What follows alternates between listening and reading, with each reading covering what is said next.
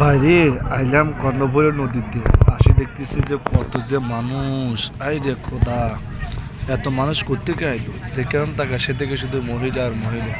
মহিলাদের জন্য কোনো হাঁটা হয় যেন রাস্তাঘাটে দেখেন, আবার উপরে আকাশের কি মেঘ। ওরে আল্লাহ, যদি একটা বৃষ্টি আসে সবাই যে কোন দিকে দৌড় মারবে আল্লাহ আল্লাহ জানে। তো ওরে আবার এদিকে লাল লাল কি যেন দেখা যায়। ওরে শালা, ওরে কালো মেঘের মধ্যে নদীর আবার কত কুল। আর আবার একটা হুজুর সামনে চলে এলো সামনে।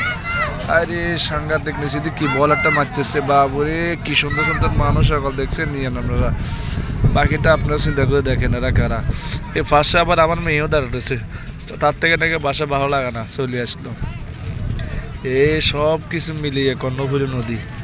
আই রে আল্লাহ, কত সুন্দর সুন্দর জাহাজ, কত বড় বড় জাহাজ।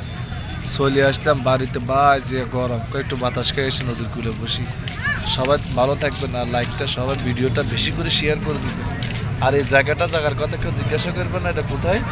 এটা আর বেশি দূরও নয়, এটা চট্টগ্রাম কর্ণফুলী আবাসিক, কলফলক আবাসিক বলে। কলফলকের আবাসিকে আপনি এখানে আসলে একটা অটো রিক্সা করে চলে যেতে পারবেন একদম নদীর কূলে। যাদের বাসার ভিতরে বেশি গরমে আর বাসা থাকতে পারতেছেন না, তাদের জন্য হচ্ছে সুন্দর, কি সুন্দর বসার জন্য কি সিঁড়ি বানা দিয়েছে দেখছেন। সবাই বসে কি সুন্দর করে হাওয়া বাতাস খাচ্ছে।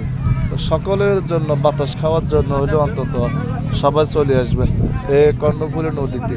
হাইরে ভাই আসি দেখেন, সবাই মোবাইল নিয়ে ব্যস্ত, সবার হাতে একটা একটা মোবাইল। আর সবাই কীভাবে মোবাইল টিপতেছে, ছবি তুলতেছে, সেলফি মারতেছে। দেখছেন তো কারবারটা অবস্থা। বা ওড়িশা যেদিকে তাকায় সেদিকে সবার হাতে শুধু মোবাইল আর মোবাইল। দেখ আকাশের বড় মেঘ, যদি একটা বৃষ্টি হয় এরা কোন দিকে যে দৌড় মারবে আল্লাহ ভালো জানে। যাই হোক, এই ছোট্ট একটা ভিডিও বানালাম আপনাদের জন্য। যদি আপনাদের কাছে ভিডিওটা যদি ভালো লাগে, একটা সবার লাইক, একটা কমেন্ট আর চ্যানেলটি ফলো দিবেন, ইউটিউব চ্যানেল সাবস্ক্রাইব করবেন। আর নতুন নতুন ভিডিও পাওয়ার জন্য, সুন্দর সুন্দর ভিডিও পাওয়ার জন্য মিস করবেন না। শত শত মানুষ এখানে চলে আসছে এরকম ভিডিও পাওয়ার জন্য। চ্যানেলটি ফলো দিয়ে রাখবেন, সাবস্ক্রাইব করে রাখবেন। ইনশাআল্লাহ নতুন নতুন ভিডিও আমি দিব, সঙ্গে সঙ্গে আপনার টপ করে গিলি খেয়ে ফেলবেন ইনশাআল্লাহ। ভালো থাকবেন। আসসালামু আলাইকুম রহমতুল্লাহ।